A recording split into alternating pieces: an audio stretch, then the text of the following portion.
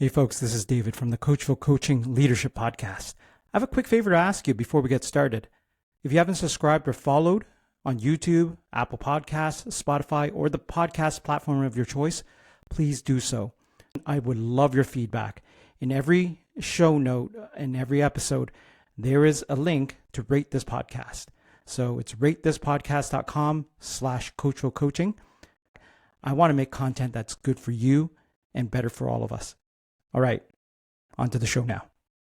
All right, folks, welcome back to the Coachful Coaching Leadership Podcast. And today I'm here with Mr. Peter Reeve. Peter, how are you doing today? Excellent, David. How are you? I'm very good, sir. So it's fun catching up with you right before we started recording. But I did want to ask you first to introduce yourself, and then I do want to get into some of these icebreaker questions, because there's one answer where you said no with like 10 exclamation marks. I do want to start there. I figured you would. Yeah, because it caught my eye. But Peter, why don't you introduce yourself to the folks out there? Yeah. So David, once again, thank you so much. I have seen your podcasts. I think it's a fantastic thing you're doing. To be included with the wonderful people that you've been interviewing and talking to, I think is just an honor. So thank you. It's a privilege. I appreciate that. David and I go way back. Slightly over 10 years, to be honest with you. I don't want to give in the exact dates because it's dating us, but we both worked at Salesforce. He still does. I do not anymore. I had the privilege of getting an opportunity to work with a company by the name of ServiceNow, which is a fantastic growing company. Very similar in model and excitement to what we saw in Salesforce in the early years. They've asked me to be the area vice president for Canada, and I lead the solution consulting team, which is like a solution engineering team. We have various names for all of that. I've been in tech for a number of years. I'm not going to date myself there, but I have been in for a number of years, and I've been in leadership for a long time. I love it. And prior to that, I've had my own business. I've worked in building swimming pools, which I think we're going to talk about. Yes, we're going to talk about those pools. Yes, we are. And I had a wonderful university life and growing up. Obviously, things that shaped me that we'll talk about. But I think the most important thing, David, we talked a little bit about this just before. It's kind of funny. I get asked a lot of times about leadership and what differentiates one company from another when you look at it. And frankly, I've worked for some really, really wonderful companies, Siebel, Oracle, SAP, Salesforce, ServiceNow. These are fantastic companies. They all produce tremendous product. So what differentiates us in the marketplace? And one of the things you and I have chatted about a number of times is it's not the software, it's not the product. Everybody has a good product. Are there some areas that's better? Absolutely. It's the people. It's the people that work at the business. And I tell leaders that are aspiring leaders that the most important asset you'll ever have is the people that work for you. Mm-hmm. It's their passion. It's their determination. It's how they make things work. It's how they look after their customers that changes things. And that's the most important asset a company has. And so as leaders, that's where we need to invest our time and make sure that these people are successful. And I'm just so passionate about that. So when I look at the things that you're talking about on your podcasts, I just wanted to say that up front. It's really, you want to be a leader, focus on your people.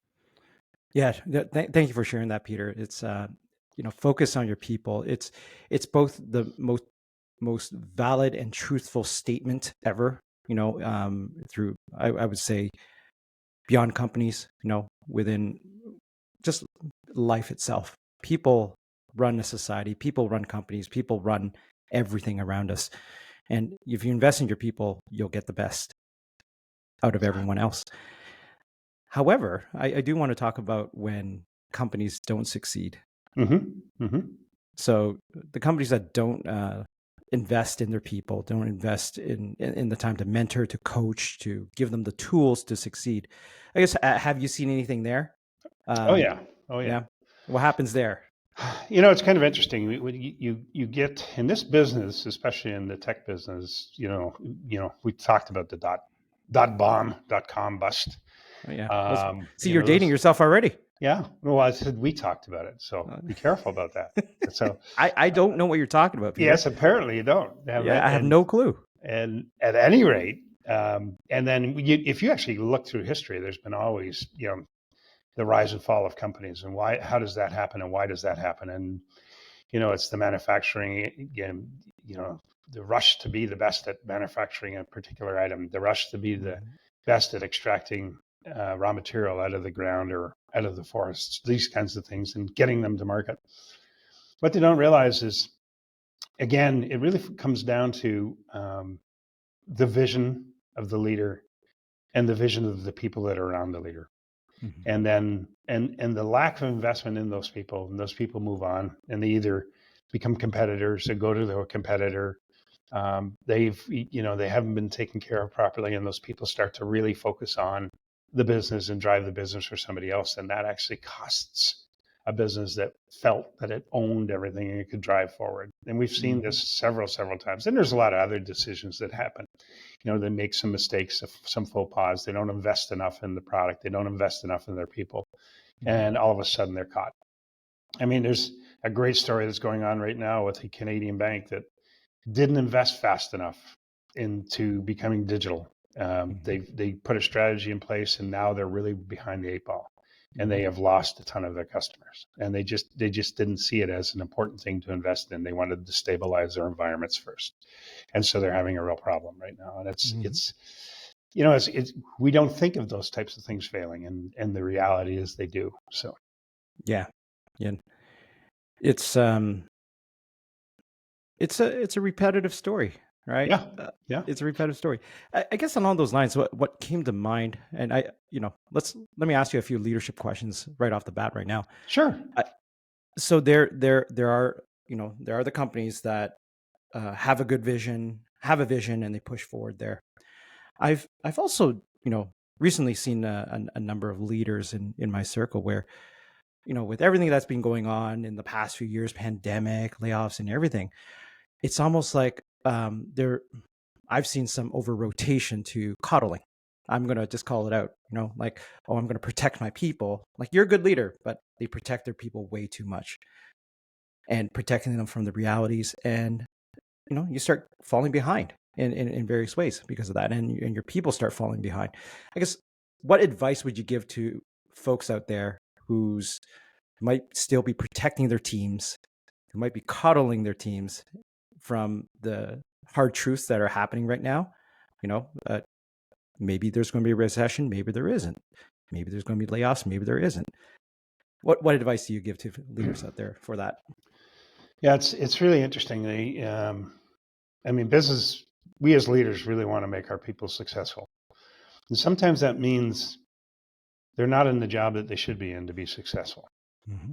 So how do we as leaders make that, get them to where they need to be? It may not be working for us. It may not be working for the company. It may be for another company. And when times are good, that's somewhat of an easier thing to do because you're not as worried. People are, employment's hot. They don't have to worry about unemployment for any length of time. So helping them move on to that job by identifying, hey, this is not the right thing for you. You know that when you're struggling, this is not. It doesn't play to your strengths, and that's why it's important that we invest and understand our people and spend the time. Mm-hmm. Those one-on-ones are critically important. Spending time with the person when they're doing the job and observing as a leader is really, really important because you start to get the feel for the things that they do well and the things where they can grow, right? Yeah. So when you think about coddling and we get into a recessionary type environment where all of a sudden it's no longer an employee's market where I can go anywhere because there are jobs all over the place. Now the job market is drying up a little bit, and it becomes important that I stay where I am. But what happens if you're not doing a great job there? And then as a leader, if you're a servant leader and you really, really believe in your people, you have to make that differentiation. You're no longer just keeping people for the sake of keeping people. You need to keep your team solid and strong. And that means taking care of everybody. And those people that are carrying the weight recognize when other people aren't carrying the weight. Mm-hmm. And so if you want to keep, like when there's the old, much maligned term called the lifeboat exercise, right? And the whole purpose of that is if you're in a really tough time and the company's struggling, you get to ask the question, what would happen if you had to restart what you're doing with one person? Mm-hmm. Who goes in the lifeboat first and why? Yeah. Right. And it's not always the most talented person in the technology or one area. Maybe a person that can do most of it so that you can build the business on them. Yeah. And then who's next? And so on and so forth as you go through. And what you need to realize is, depending on the side of your team, once you get through that midway point, there are people that you're looking at right now that you're saying, if I had to do something and had to move them into a different position, this is not the right spot for them. Mm-hmm. There are other opportunities for them out there. And I realize that if I really release them at this point in time, in a recessionary time, it's going to be tough. But at the same time, the longer I wait, the harder it's going to get because more Yeah. people are going to be out there. Yeah. So you Yeah. need to move quickly. Yeah. And I consider that actually an act of love for the person, right? You're actually, if you care about the person, you actually tell them where they stand and Yep. help them understand where they stand, but also help them move on to that, whatever that next thing is.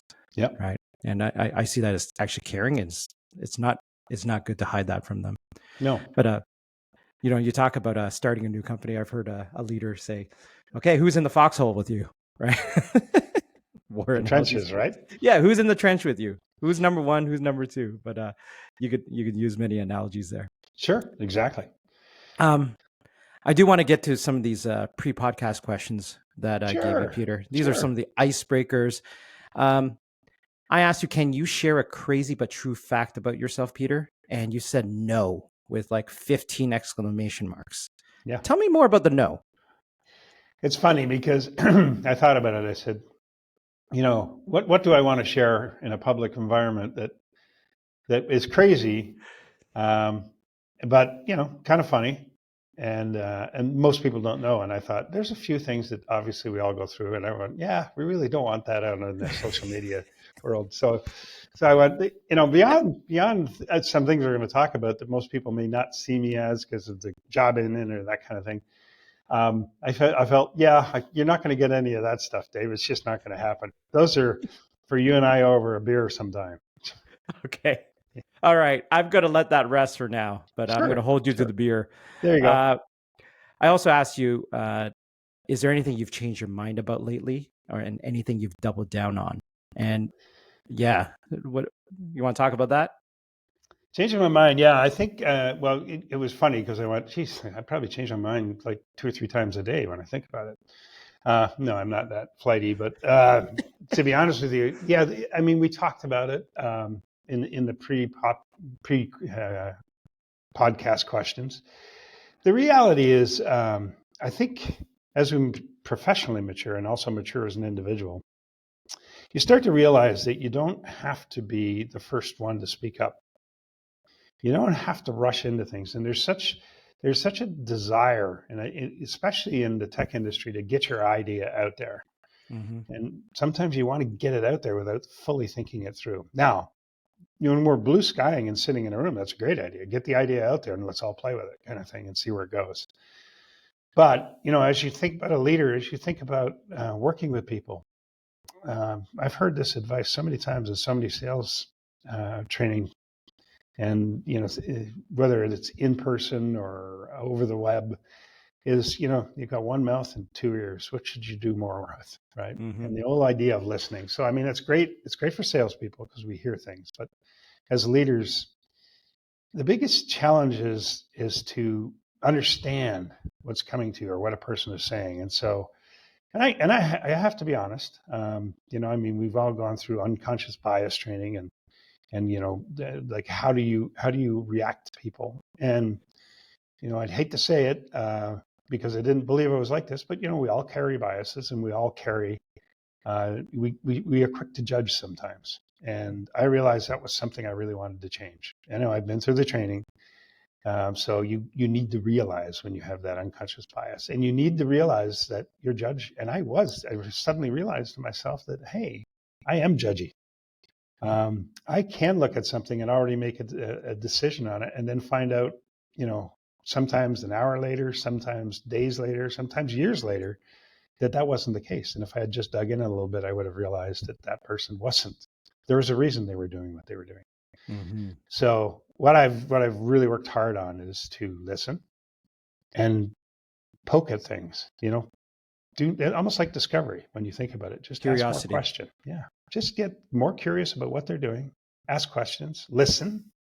Don't just think about what you want to say. Listen to what they're saying and react to it. Mm-hmm. So that was that. Doubling down. I think hard work to me is really important, but it's about working smarter too, right? It's not like just doing work for the sake of work, but it's getting fully involved in it, really doubling down on it. And that's whether it's in the office and being fully present for people when you're there, or if you're doing something on your own, like it's some project you've taken on. It's really getting into it and understanding it and thinking it through and making sure not only that you just start it, but that you start it and you do it right. And sometimes that means you got to take things back apart, whether it's in business or on a construction site. You got to take it back apart and redo it because you didn't think it through. That's why it's important to work smart and work hard. And then the other side of it is, when I think about it, it's really thinking about people and their own and doubling down on them, right? And making sure that they're successful and the things that they need to do. All great advice there, Peter. Thank you. Yeah. So I do want to transition. You talk about construction, the early years of Peter Reeve. And I guess, where are you comfortable starting there? You talked about building pools, but I know you didn't do that as a 3-year-old. No. How far back do you want to go? Early years of Peter Reeve. What's important to you? What's important to me is what's important to the audience here. And I think what the audience would like to see is that how perhaps your early years, your environment, where you lived, how your parents influenced you, right? How that influenced and helped you become the person you've become now. So if you were to draw a line on all the dots moving backwards, what's the earliest point where you think something significant happened to shape Peter Reeve today? Well, it's kind of funny you said the 3-year-old. It was interesting. I had an older brother who, when he was 5, was running down to the skating rink. So there was a time where you could have a skating rink outside in Canada. It's getting harder and harder unless you go north, right? Mm-hmm. But he went down, and this was in Richmond Hill, Ontario. Mm-hmm. And he went down to the skating rink. And as a 3-year-old, I wanted to go. And we would never think of doing this today, but my mom, decided that was not a great idea at first. And then she finally said, like, I was, I guess, badgering enough that she put some skates on me. And we used to call them cheese cutters. They had 4 blades on the bottom. So it was the first thing that you used to work on. And I went to try and stand up and I couldn't. But she said she watched from the door. Now imagine doing this today, like you'd probably get in trouble, but she watched one from the door and it was completely normal to do this that day. And I crawled all the way to the skating rink on my hands and knees, got on the skating rink, tried skating for a little while, found that was really hard. And apparently I crawled all around the skating rink. So I don't remember a lot of that, but that story was told to me. And I guess what it started was a determination that when I want to do something, I'm going to do it. And I think that actually set up life, right? That's the kind of person I was going to be. Like if I've got a thing in my mind, I'm going to get it done. So I don't know how successful that was at the initial stage, but I ended up learning to skate. I ended up doing what every Canadian boy does, which is playing hockey. And so I guess that was the start of something. And then, I think that's probably set the life sort of expectation that if there's something out there, it's not impossible. We got to figure out how to do it. And if I think back in parental influence, I remember my dad used to always rely on me to do things just because I would do them, kind of thing. I did have 3 other brothers, and a sister, but they did, they were all doing their thing, but they were smart enough to, when it was a hard task, to disappear. Yeah. And I was always standing there, and he would say, "Hey, I want you to do this." And I remember we had, and you asked about things that I really enjoyed doing when I was younger. We had a family cottage, and we're Canadians, right? We had a lot of water. That's what you do. You have a cottage. Ours was north of Montreal at the time. It was in the family for a long time. I think my great grandfather landed on it in 1905 or something like that, Mm. and got the land. So they had built a house, and the house was on posts. And all these posts ever did was sink a little further into the ground. So the house was constantly going off level, Mm-hmm. and it had to be jacked up, and you had to pour concrete underneath. And he used to say, I need you to go under the house and dig it out and and pour the concrete and jack up the post. And I remember turning to him and I said, Dad, that's impossible. And he looked at me and said, nothing's impossible. He says, you Mm. just got to think it through. And I Mm. remember that being a phenomenal influence on me. Nothing's impossible. I kept thinking about that afterwards. Well, there's got to be things that are impossible, isn't there? But when you think what we've achieved as a species, well, I have to believe it. Nothing's impossible. You just got to figure it out. So nothing's impossible. Determination, crawling on your hands and knees in the skating rink. So when you think about determination and nothing's impossible in the early years of Peter Reeve, what's the next thought that comes up? Oh, yeah. Well, I think, fundamentally, probably let's fast forward a little bit. Mm-hmm. Going through, in university, one of the things that I always wanted to do is I wanted to play football in university. But Mm-hmm. I had played it as a younger, I guess, teenager, and then I sort of let it go. I played, I think, 1 year in high school, and then let it go. And I went, I'm going to university. I want to make this like a really great experience. I want to be on a varsity team. How do I do that? So I remember deciding I was going to do a walk on. That's what I was going to do. I was going to try out. I was going to just walk on. And I knew that I had to put some weight on. Now, you got to think about me. When I was going into university, I think my full height was 6'6". And I think I weighed a grand total of about 185 to 190 What? pounds. Yeah. 6'6", 185. Yeah. You're Somewhere around scrawny. there. I was a beanpole, My God. and I wanted Seriously. to play football. So you can imagine what that looked like. So I decided to put on a real effort through the whole summer to get to bulk up. So I basically joined a sports club, started eating all kinds of things that would put weight on you, working out on a daily basis, probably 2, 3, 5 hours a day, like just going at it. And I was able to walk on with a weight of 215 pounds. So I did a pretty good job. I was feeling pretty good Yeah. about it, but But still still at pretty scrawny. 6'6"? Yeah. Yeah. Yeah, like Yeah. you should be about 230, Well, this is the interesting 240. thing. Yeah. They actually put me through camp, and by the end of camp, I was back down to 195 because the way they work you out, right? So I You went. need more steak, Peter. Well, the story was like they decided I was going to be a defensive end because I was scrawny but tall, could get around a little quicker than some of the bigger boys, and that's where they put it. And then a gentleman who was a great influence to me because he was our defensive line coach. He played in the NFL, and he finished his career in the CFL with Montreal. I was at Concordia at the time, and he decided that he was going to do something with it. He was going to build me up, and he took me under his wing. And this man was probably 6'4", 255. Wow. And so he put me in the weight training program, and he put me into basically, I think it was steak and something, right? Was what I was eating. Some other protein. Kudos to my mom because she was actually full on board, and she would do that. And the amount of food that I consumed, I think, for those years was insane. But he took me in the season. So imagine this in like a short season. So I think we started in September and finished late October, right? I went from 195 to 255 as a playing weight. Woo. And so he basically put the weight on me. And the one thing I'll tell you to learn from that, when it was all said and done, you're not going to make anything out of yourself. At that, there are people that go on and become professional athletes, but that wasn't my path. All of a sudden, what do you do with this weight, right? Because when you're working out 3-4 times a day, because that's what it was when you're in training camp, to maybe once an evening, the weight shifts, right? Oh yeah. And you got to deal with it. So one of the things I realized then and there is you got to pay attention to what you're putting into your body. Yeah. If you want to be healthy. So yeah. So lots of steak and eggs and other unknown proteins. Probably like the good old squat, deadlift, bench press, I probably did it all, Yeah. and to be honest with you, there are things I would tell people not to do in there. So, So fast forward then, you talked about construction. Was yep. it after university that got into construction, building pools? It was kind of the last year. I was still Yeah. in university. It was the last year.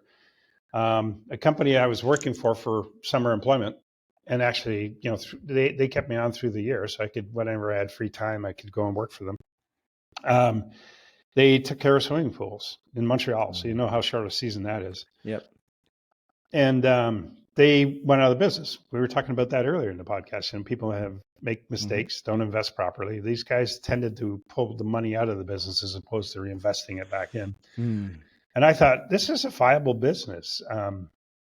So I went in when they closed the doors the final day, and was standing at where the trash was. And you got to remember, this is the time of getting everybody on the computers, and they had a computer customer list that they had printed off, and they had thrown it in the garbage. So I was pulling it out of the garbage and said, I think this thing will go. And one of the ex-owners who I think probably had a good head on his shoulders. He probably wasn't the guy that was responsible for the failure, but stopped when I was doing that. So what are you doing? And I told him. And he said, well, why don't you come over and let's talk about this? So we decided to become partners and restart it. And that's how I got into what we call construction. But it was more, very specific to swimming pools, cement swimming pools, and plumbing and mechanical and that kind of stuff. So I learned a lot about that through those years, and a lot about business, a lot about dealing with banks, and a lot about how important it is to get your money up front, and get it in and get it into the bank. So there are a lot of good hard life lessons that came out of that. And then it's funny because you start off with a very specific area, but you learn a lot of techniques around building pools. Like you've got to frame a lot of things. You're pouring a lot of cement. You're doing a lot of work with that type of stuff. You're doing a lot. You have to think through when you're digging in the ground and what you might hit, that kind of stuff. So Yeah. there were a lot of good life lessons that came out of that were really focused on construction. So construction, I'm going to presume like there's definitely hard work there, right? Right. That determination that you built early on, the proverbial crawling across the ice on your cheese cutters. And what caught my ear there is that you learned a lot about business, life lessons and business. Yeah. So I'm curious, how did you carry that over to, let's fast forward to, you named the year that you got into technology. These funny computer things, right? How did that carry over there? And I just, talk about that and how you got into leadership in that industry.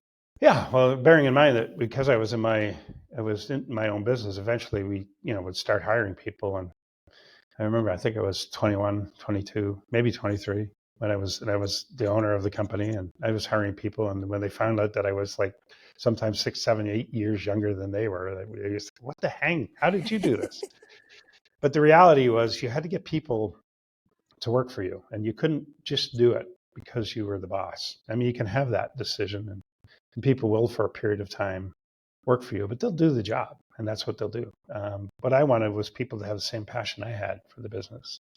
And so you had to learn, what motivated them. What were their goals in coming to work for that? Well, like, what would they want to achieve? And if they were a student and they just wanted to get money to, drive a car or, help pay for their education, whatever it was, there was a goal. And some of the things we helped them understand was, if that's your goal, then by doing the best you can here, we're able to pay you more because you're making the company much more profitable, and you're making the company more desired by the people out there. So we can help when you're doing that kind of thing. So we wanted to give them an investment in it. So we started talking about, like, believe it or not, little profit sharing for a small little company. Like, how do we do stuff like that? Yeah. Just to help them out and give them, and you get, it wasn't a lot of money, but they get a little bonus at the end of the year that they didn't anticipate, right? Which helps sometimes when you're in the dead of winter and you're in school, kind of thing, right?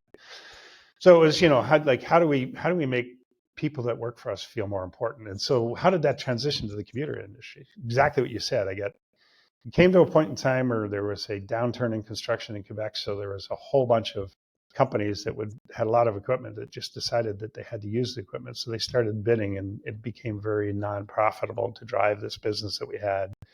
My partner and I had a discussion. I decided that I was going to get out of the business, and I wanted to know where I wanted to take my career. And so I did a lot of soul searching and chatting with my wife at the time and that kind of stuff. And what ended up happening is I had a young family. I decided that I wanted to get in. Hey, what's going on? This computer thing looks like it's taking off. So maybe I need to get part of that. And fundamentally, I did a very intensive full year long computer programming course, believe it or not. Now you got to understand something. Computer programming, you know me, Dave, that wasn't going to be my shtick. There's no way. I wasn't going to sit behind a terminal and program things. But I needed to learn it. And this, I think, is really important, is basic understanding of what it is you're going to drive. So when I was in construction, learning plumbing, learning cement form and how cement cures and why it cures like it does, all that kind of stuff. Well, the same thing with computer. How do these things work? Why do they work? What's important? And you got to understand, most people were building the programs for companies. They were hiring programmers and they were building things. And, this is a time where SAP was getting going and, computer applications were out there, and people were saying, I don't want that. I want to build my own thing. But it was, how do we sell this? Mm-hmm. So I got into it. I was successful going through it. It took a lot of hard work. Drove a lot of what we needed to do. But in the end, I got hired. I got hired into a business. The company was called Speedware at the time. Worked for a wonderful person. Her name was Maria Anzini, and she challenged me. She kept challenging me. She said one of the things she liked about my resume was that I got so much information on one page. The other thing she really liked was that I had run my own business. She said, so you understand the importance of doing a job right. And she said, those are the kind of people I want working for me. She says, you can obviously work autonomously. You know what you need to do. So I can trust you to do the things you need to do, which really was profound. And the thing that I loved about her was she never gave you an answer when you were chatting with her. She would always, probe you with questions. And so many people that have worked for me will say, don't walk into a room with Peter with, just a problem, because if you haven't tried to get a solution, then he's probably not going to send you out of the room and say, go and think about it and come back with what you think we can do. Mm-hmm. So she was kind of the genesis of that. She was a tremendous person. And then I got an opportunity to move on to another company by the name of CompuWare, who did a lot of the same stuff, fourth generation languages, building applications, that kind of thing. And my job was to sell these, build small programs, show people how they could build applications out, that kind of thing. So yeah, I fully understood databases. I understood how you can unload a database, change it, reload it. It was really kind of an exciting time, and we had tools that would allow us to do that. And while I was at that, this little company that they had got started and defined this thing called CRM, called Siebel, called. And said, we're really talking to this great leader that we think would be great to come in and start with us, but he's having a child, and we're not sure if he's going to join. So we'd like to have a plan B if that doesn't happen. Well, he did. So I missed out on that for the first, 3 years or whatever. But I remember standing across from him as he was growing, and these fourth generation languages, I could see that they were starting to fall off. And here was this company with this application that was hot called Siebel. And the gentleman standing across the aisle looked at me, tried a couple of times to get me to come over and work for him. But he looked at me, he says, you ready to come? And I said, yeah, I'm ready to come. And this is a gentleman you know really, really well. And he was the second big influence on me, and that was David Toonders. Mm-hmm. And David Toonders brought me on to episode 1, folks. Yeah. David Toonders brought me on to Siebel, and he was my manager. And the thing I loved about David was he did a great job. And we've talked about this before. He was a multiplier. He looked for talent that was really, really good. And he looked for people that he could challenge to step up, and that they would step up. And his challenge to me was, I'm going to need a leader. And you're the first guy coming in, or last guy coming in, and I've got a full team here. And he said, but I think you're the guy to be the leader. So he said, but you're going to have to prove it. Mm-hmm. And frankly, he challenged me to do that. And within 2 months, I was able to step up. And so he and a woman by the name of Val Wallach, who I think you know, yep. Oh yeah. Both gave me the opportunity to become a leader at Siebel, to run a team. And being that I had led before, and I think you've asked this question somewhere along the line, what did I really enjoy about it? I loved the coaching part of it. Mhm. So while I was growing up and had a young family, I coached hockey at a pretty high level. And I loved coaching 17-year-old boys. Most people wouldn't like that age, but I loved it because, believe it or not, if you can get them focused, it's an extremely rewarding process and Mhm. experience. And so I took that to leadership. I said, leadership is coaching. Leadership is finding people that are better than you are, giving them the tools to rise to where they can to their level, to the goals they want to achieve, and challenging them to do that, right? And then coaching them and guiding them along the way. And it's not about giving them the answers.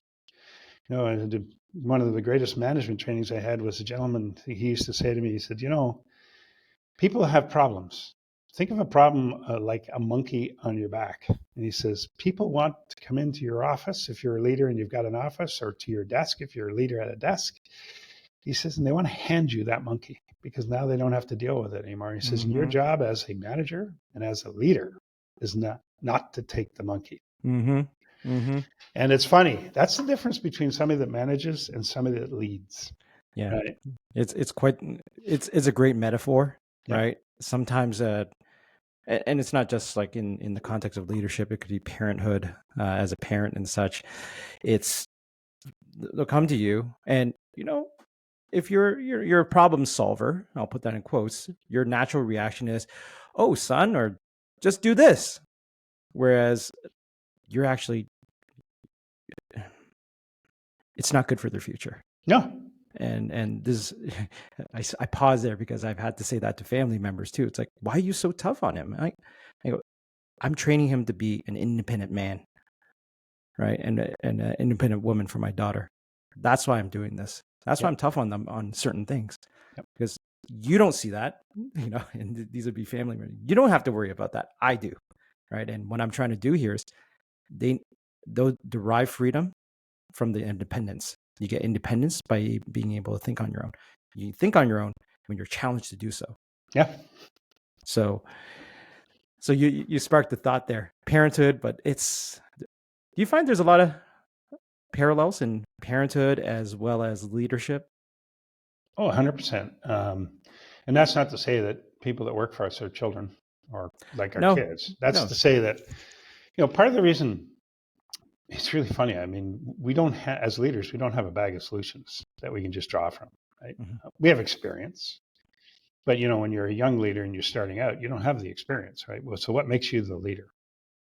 And you asked me, I think, at one point in time about role models. I think one of the most exciting things is, and one person I thought was phenomenal as a role, and I really never got to know him personally, but I got to work with him, and I got to work with him like relatively early in my career because I was able to watch him, and that was Colin Powell. And yeah, he's the Mm. the general that, if you go back to the first Gulf War, that was leading, he was the guy that made the decision that Schwarzkopf should be the guy in there, right? So, Hmm. and brilliant man. And I attended one of his talks, and one of the statements he said is, people will follow you as a leader, not because you have a rank or because you have a title or they're told to. Maybe some of that happens, obviously, in the battlefield. But I think he said the most important reason they're going to follow you is, one, they trust you. And they trust you're going to do the right things for them. So, trust is really important as a leader. The second was, it's because they're interested to see where you're going to go. They trust your vision. Hmm. And that's because you've taken the time. Think about this. You've taken the time not to speak, not to dictate, but to listen, formulate an opinion, formulate a vision, formulate a plan, and go with it. Hmm. And that's why you don't have to be a manager to be a leader. But I'll Hmm. tell you something. If you align with a manager who is a leader, that's going to be the most wonderful experience you'll ever have. Hmm. And so that's, when you think about these people that influenced me, Maria, Dave, that's the type of leaders they were, right? That's why you want to work for those kinds of people. Mm-hmm. So when you think about all those experiences with the Davids and the Marias of the world, and all those years working in building a business and such, sum it all up to the present. If you were to give one piece of advice to leaders out there listening to this podcast, what would it be, Peter? I think the most important thing they can do is invest in your people. You know, we talked about that at the beginning, right? Which was what's the most important asset to any business, right? Because technology, product, service, you know, all of it works, right? Some better than others, sure, but all of it works. People buy from people they like, right? Mm-hmm. So you want to have the best example of your company in your people. And it doesn't matter if they're the person that greets you at the door, the person that does the service or the work for you, or the owner of that business. They all have to have the passion for the business. They also have to believe in what it is they're delivering and believe in the success of their customer or their client. So that doesn't happen by just saying, hey, I want you to have this. That happens by investment. That happens by prioritizing the people. It's really interesting. So many people you hear, I want to climb the ladder. I want to get to success. I want to get to the highest level. Forget about climbing. Forget about getting to the highest level. Focus on your people. Hire people that are better than you are. They may not be better the day you hire them, but if you thought about where you were in their career, they were better than you were then. Because A, it's going to raise your game. And B, it's going to allow them to grow. And when they grow, they're going to make you grow. And fundamentally, you may one day end up working for them, but they'll have dragged you along to a higher level position because they trust you and they know what you do with people. So, I mean, working for a CEO who cares about his people or her people, and she does the kinds of things to make people successful. That's the kind of person, that's the kind of company you want to be part of. Mm-hmm. That's wonderful, Peter. Yeah. That's where I look as leaders. That's where I think we need to focus. So given that, yourself as a leader, you've led a lot of folks. I've worked for you for a period of time. When you think about that part of your journey, what's the best compliments you've received that you are proud of, and you don't mind sharing? I think the one that I really really like is, I'm going to share two, because one just happened very, very recently, and it actually made my eyes glassy for a little bit. But the one that I really enjoyed from hearing behind me, and it was a gentleman that I first started managing at Salesforce very early on, and his name was Joe Morris, and Joe is a brilliant individual. He could do anything with the technology, and but when he came in with a problem, it was a tough problem, right? And he would always come in and say, I need to resolve this. And he's the guy that made this statement of, if you sit down in a meeting room with Peter, you better have a solution figured out, because he's going to send you out. He's not going to give you an answer. He's going to ask a lot of questions. He said, but you're going to come out with a plan. And so what he said to the people, he said, he's fair. He's very fair. He doesn't coddle you, but he also doesn't, put you down. There are no stupid questions. You walk in, you ask a question, and then be prepared for it to branch. But one thing I like about him as a leader is he's very fair, and he's going to do what he says he does. Mm-hmm. I also worked with another gentleman that I really liked, which is who challenged me as a leader. I remember I was in a leadership course at Salesforce, and they said, "Who do you respect and want to who has driven you as a leader?" And this was a gentleman who also reported to me, who you know well, who always came in fully prepared in his one-on-ones with me with really tough questions. And I knew I had to raise my game. And that's what I mean by it. And I didn't have the privilege of hiring this gentleman, but I knew I had to raise my game when I was going to be in a one-on-one with him, because we were going to have some tough questions and we needed to work through that. Mm-hmm. And that was our good friend Mukram, as you know. Yep. And so I always respected him. But Dave, it was really interesting. I think it's full. We talked about kids, and we talked about what's the parallel between children and kind of working with people and leading people. And my daughter has gotten into leadership with CA, and she's been selected for a leadership course to go Wow. on. So they, young leaders that they're trying to grow in the company. And there were two things that I did with her. One that drove her absolutely crazy through her life.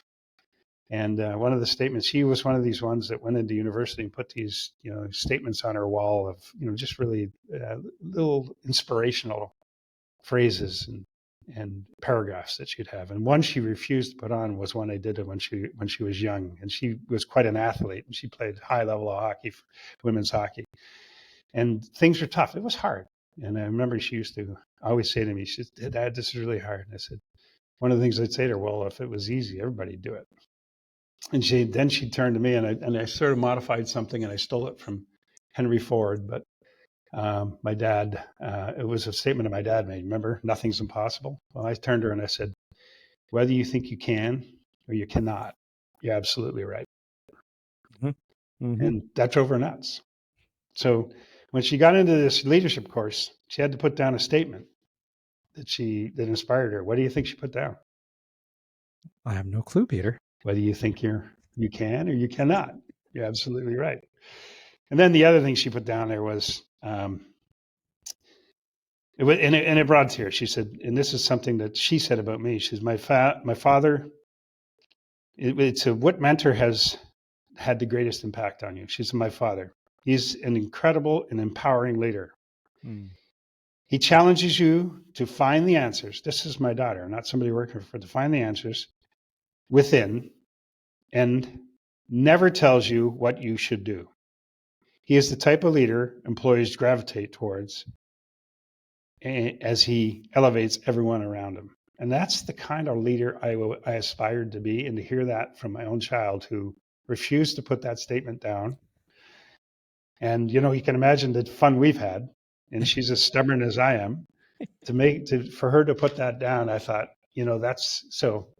Forgive me for being a little biased, but I thought that was a wonderful statement to hear about the kind of leadership I had with her and the kind of development I invested in for her. So Yeah. it was a tough moment when I read it, but and thank God I read it before I got on here, because I wouldn't want to tear up on this the podcast. But We can edit out the tears. Perfect. Actually, I can't. So it would have been a wonderful moment. But it's Thank you. and I think that's, again, that's a beautiful story. That's a wonderful story. I hope one day my kids would say the same about me. I hope one day, the people that have worked with me for me will say the same thing when I retire from this job. There's one person on my team who I was very proud to hire and promote recently, and they actually wrote me a thank you note. Very unexpected. You don't get too many thank yous. This reminds me of my early days as a customer service agent. Right. It's thankless, but that's your job. Your job is to help people, right? And occasionally someone is going to be very thankful. And leadership is very much the same. Your job is to help people, serve them, and occasionally someone's going to say thank you. And this person was very heartfelt, sent me a note late in the evening and said, "David, I had time to absorb the promotion, and I want to tell you what you did to help me get there." And I was, my voice was cracking as I was telling my wife about it, and I was like, "Oh, geez." And then they actually said, "Dave, you like to say you make the news, and I'll broadcast it for you." And she goes, "But sometimes leaders need help making the news too, and you help me make news. You've brought some things to me and helped me make news, and I wouldn't be here if you didn't help me do that. So I'll continue making news, but just to let you know, you helped me make it too." And it was along those lines, and it was a wonderful moment, Peter. This is something I'm going to remember for a long time. When someone sent me that note. Yeah. One of the things I love to tell people is, why do you get out of bed in the morning to do your job? Yeah. And I would say to you, that probably was the moment that made it all worthwhile getting out of bed. That is the moment. Well, the other thing is too, and I've said this to episode 1, folks, subscribe, click on the subscribe button. Episode 1 with Dave Toonders. I did say to him, I go, one of the moments, the aha moments was when I was at his retirement, right before the pandemic. And I saw the number of people flying in on their own dime to say thank you. Yep. How's it going, buddy? Here's a 25-year-old Glenlivet whiskey, but it was that it wasn't even the gifts. It was just looking around. I'm like, if this number of people would say, "Hey, this is what you did for me," that's enough. It's not the titles, not anything else. It's what you did for me, and that's how I feel about my job right now. If people can say the same, that'd be awesome. Think about this. And I've known Dave for a number of years, as you know. We've talked about when I first met him, and I was at that party, and you're right, it was a phenomenal thing. Mm-hmm. I think what was most phenomenal is he'd only been at Salesforce 3 years. for 3 years. Yep. So in 3 years, he had that kind of impact. Mm-hmm. That's the kind of leader you want to be. Mm-hmm. And if you ask him, he'll tell you the same thing. What really motivates you? It's to see people succeed. That's why I said it's important to invest in your people. Forget about climbing the ladder. Invest in your people. Yeah. The moment you just had with that thank you note, mm-hmm. I mean, that's better than anything else in the world, right? It made my week, I have to tell you. Yeah. And it's not money. It's not doing the job and achievement. It's doing your job as a leader and making people successful. Yeah. But also reconfirms to myself that I have the right KPIs in my own mind, the right metric for this job. And a lot of good soul searching I've done over the past couple of years. And it's reaffirmed. It's like, I'm doing the right thing. I'm doing the right job. So. Well, and no shock there. Remember when we first got together, you were one of the first designers of our mentor program. And that was all designed to help other people. You had just gone through onboarding, and it was designed to help your peers have an easier time and get more out of it. So you were giving back already, way back then. It's that actually was a catalyst to when I first became a leader. I was leading a small business team, as you know, right? But that was probably one of the best experiences of my life. Yep. Taking folks who are new to the job, who don't know much about the job, and you had to go right down to basics. Like if I was them, what would I need right now? And it was a great experience. And that was a catalyst to forming something more formalized, like just here's the things we're got to do. Here's step 1, 2, 3, 4, 5. And here's the markers. Here's how we're going to judge you. Here's how we're, like all those things. Here's the standard we're going to uphold in this team. And, I'm proud to say, like a lot of the folks, like in 4 years, I hired like 34 people, right? 34, 4 of them were leaders. I'm very proud of that because yes, some of them didn't work out, but most of them, almost all of them did. And a lot of them are achieving right now. Some have become leaders. Some have, gone up segment. It's not because of me, but I am proud that I was able to identify the right talent at the time. Right. And so but mentorship, the coaching there was, I think it's key, right? To make sure that they have the foundation. So yeah, lots of good reflection there, Peter. Yeah, I would say, and I would correct one thing that you said when you said it's not because of me. I would say you had a hand in it. So you definitely had a hand in it. Maybe it's not completely because of you, but you identified the talent. You decided to take a chance and bring them in, and then you challenged them to step and grow. Mm-hmm. So you had a big hand in their success. Yeah, and I think I have to think of it that way too. It's like we all have a hand in helping every individual. Right. All right, so I'm gonna last 2 questions, Peter. We're almost to 1 hour, and we're not gonna do the Dave Tunder's marathon. Okay, so I don't know what that was. Hour and 44 minutes. Well, Dave Tunders can talk, right? That's a little shot. He'll love that one. Well, I've gotten some good feedback about the podcast. Like, Dave, you got to keep it at this amount of time. I'm like, I'm gonna still bend the rules, but under an hour is what I aim for. So, last 2 questions. The first of the last ones is, what advice would you give to 20-year-old Peter? Slow down. It's not a race. You don't have to be the first at everything. You don't have to open your mouth every chance you get. Listen. Take your time. Things will come. Beautiful. Yep. Last question. I always give the last question to my guests to ask me. You can ask me anything. I might have to edit it out if I can't answer it, but you get the last question to ask me, Peter. What's next for David Fung? Wow, that's very open-ended. Yeah. What is next for Prime Minister? No. I am in a period of, I can say, like, I'm leaning into the freedom to explore, if that makes any sense. And what I mean is that I really enjoy what I do. So baseline to any of my fellow workers at Salesforce, I really enjoy what I do. I'm a commitment there, and I'm at a good point where I know how to do my job, right? And for the first time I was saying to my wife the other day, I think the first time in my life I feel like I have a good baseline there. I actually have this freedom to explore. And what I mean by that is I've always enjoyed coaching. I've always enjoyed mentoring, just like you, Peter. And I find doing this podcast is a creative expression. It's an artistic expression. I thought at first it was just about me learning from others. I'm still doing that. But the most wonderful part of this artistic expression have been the people I've been meeting. So I talked to you off camera, was the type of people I've met so far is amazing. Like TED speakers, TEDx speakers, people who are like loneliness coaches. I've never heard of that. But then you hear about what they actually do for society. It's amazing. And there's folks I'm very familiar with, right? Like, so I'm in a period of where I can explore. I can explore a lot of great things right now. So that's what's next for me. That's what's next for me is continue to do my job very well and explore.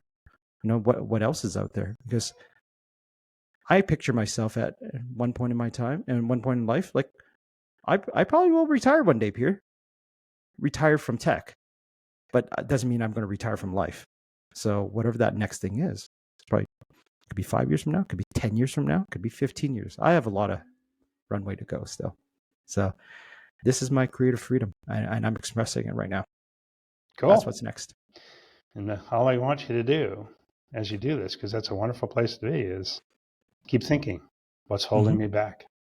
There's nothing holding me back, There which you is go. why I'm doing this. This is episode, I think this is going to be episode 15 of this podcast, right? I'm keeping this going. This is fun. Very lucky number. 15 is a really important number.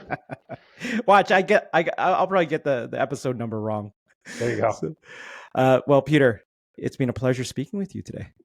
Thank you, David, sir. thank you once again for the opportunity to reach the people that you reach out to and express my views. As I said, I really feel honored to be in the company that I'm in. So thank you. Yeah, myself included. So thank you very much for making the time today. You bet. We'll chat soon. You got it. Bye. Bye.